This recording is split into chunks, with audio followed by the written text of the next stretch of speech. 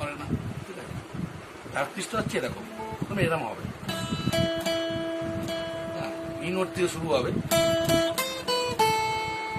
প্রথমে তুমি আস্তে আস্তে বাজাবে ডাউন স্ট্রোকে,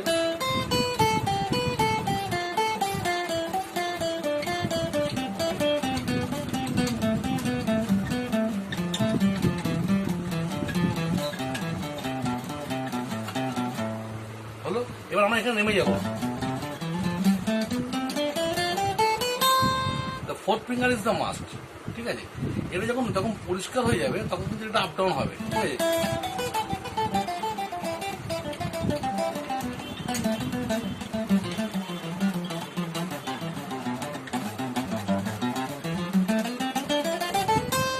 তাহলে কিরম দাঁড়ালো?